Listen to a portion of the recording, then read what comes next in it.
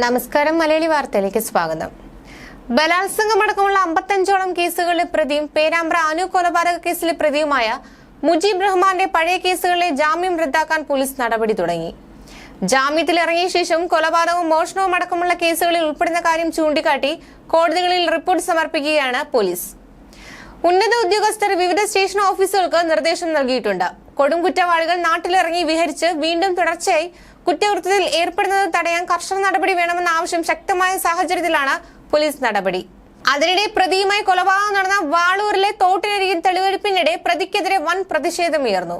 പ്രതിയെ കൊണ്ടുവരുന്ന വിവരമറിഞ്ഞ് വൻ ജനക്കൂട്ടമാണ് സ്ഥലത്ത് തടിച്ചുകൂടിയിരുന്നത്.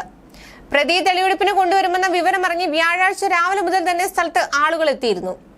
പ്രതിക്കെതിരെ പ്രതിഷേധമുണ്ടാകുമെന്ന് ഉറപ്പായതോടെ തെളിവെടുപ്പുമായി സഹകരിക്കണമെന്ന് പോലീസും ജനപ്രതിനിധികളും നാട്ടുകാരോട് അഭ്യർത്ഥിച്ചു. എന്നാൽ മുജീബ് റഹ്മാനുമായി പോലീസ് സംഘം സ്ഥലത്തെത്തിയതോടെ ജനരോഷം അണപൊട്ടി. പ്രതിയെ കൂകി വിളിച്ച നാട്ടുകാർ അസഭ്യവർഷം നടത്തി. ഇതോടെ ഏറെ പണിപ്പെട്ടാണ് പ്രതിയെ പോലീസ് ബസ്സിൽ നിന്ന് പുറത്തിറക്കാനായത്. തുടർന്ന് മിനിറ്റുകൾക്കുള്ളിൽ തെളിവെടുപ്പ് പൂർത്തിയാക്കി പ്രതിയുമായി പോലീസ് സംഘം മടങ്ങി. കൊലപാതകം നടന്ന തോടിന് സമീപത്തേക്ക് പ്രതിയെ കൊണ്ടുവന്ന് ഇവിടെ വച്ചല്ലേ കൃത്യം നടത്തിയതെന്നായിരുന്നു പോലീസിന്റെ ചോദ്യം. പ്രതി മുജീബ് റഹ്മാൻ അതെ എന്ന് മറുപടി നൽകി. പിന്നാലെ പ്രതിയെ പോലീസ് സംഘം തിരികെ വാഹനത്തിൽ കയറ്റി. തടിച്ചുകൂടിയ ജനം ഇതിനിടെ പ്രതിക്ക് നേരെ തിരിഞ്ഞതോടെ പ്രതിയുമായി മടങ്ങാനും ഏറെ സമയമെടുത്തു. പ്രതിയെ കയറ്റിയ പോലീസ് ബസ്സിന് നേരെ കല്ലേറുണ്ടായി. പ്രതിയെ കൊണ്ടുവരുന്നതും കാത്ത് ഒട്ടേറെ പേർ വാളൂർ നടക്കണ്ടിപ്പാറയിലെ കൊലപാതകം നടന്ന തോടിന് സമീപം തമ്പടിച്ചിരുന്നു. ഉച്ചയോടെ സ്ത്രീകളടക്കം 100 കണക്കിന് പേർ റോഡിൽ തടിച്ചുകൂടി. കൊലപാതകത്തിൽ പ്രതിയെ അറസ്റ്റ് ചെയ്ത ദിവസം മുതൽ ഇവിടെ ആളുകൾ തടിച്ചുകൂടിയിരുന്നു.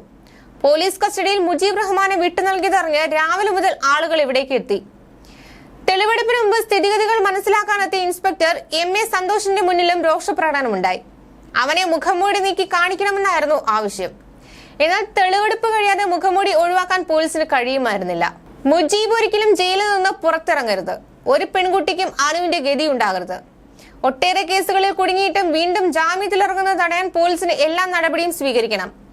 കൊലപാതകത്തിൽ നാടിന്റെ വികാരം അവരുടെ എല്ലാം വാക്കുകളിൽ പ്രകടമായിരുന്നു.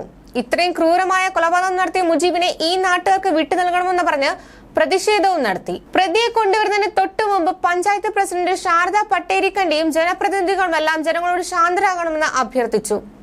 പോലീസും തെളിവെടുപ്പിന്റെ പ്രാധാന്യത്തെപ്പറ്റി ജനങ്ങളോട് സംസാരിച്ചു. ഇതിനുശേഷം മുജീബ് റഹ്മാനെ സ്ഥലത്തെത്തിച്ചപ്പോഴും ജനങ്ങളുടെ രോക്ഷം അണപൊട്ടുന്ന കാഴ്ചയാണ് കണ്ടത്. വയോധികയെ ഓട്ടോയിൽ കയറ്റി ആക്രമിച്ച് പീഡിപ്പിക്കുകയും മോഷണം നടത്തുകയും ചെയ്ത കേസ് അന്ന് നാടിനെയാകെ ഞെട്ടിച്ചതാണ്. ഇതിന് പിന്നാലെയാണ് ബൈക്കിൽ ലിഫ്റ്റ് നൽകി വാളൂരിൽ അനുവിനെ തോട്ടിലെ വെള്ളത്തിൽ മുക്കിക്കൊന്ന് സ്വർണ്ണാഭരണങ്ങൾ മോഷ്ടിച്ചത്. മുക്കത്തെ കേസിൽ പോലീസ് കുറ്റപത്രം സമർപ്പിച്ചെങ്കിലും മുജീബ് ജാമ്യത്തിൽ ഇറങ്ങിയതാണ്.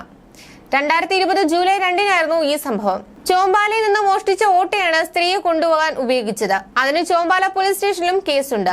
2019 ഡിസംബറിൽ തലപ്പുഴ സ്റ്റേഷൻ പരിധിയിൽ സ്ത്രീയുടെ ആഭരണം കറന്ന കേസിലും പ്രതിയാണ്. കഴിഞ്ഞ വർഷം ചാത്തമംഗലത്തെ ബാറ്ററി കട കുത്തി തുറന്ന് ബാറ്ററി മോഷ്ടിച്ചതിന് കുന്ദമംഗലം പോലീസ് സ്റ്റേഷനിലെ മുജീബിന്റെ പേരിൽ കേസുണ്ട്.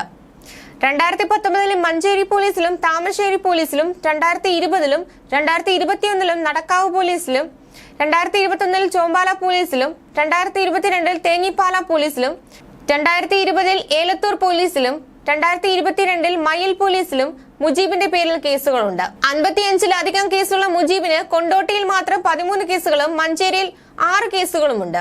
ന്യൂസ് ഡെസ്ക് മലയാളി വാർത്ത.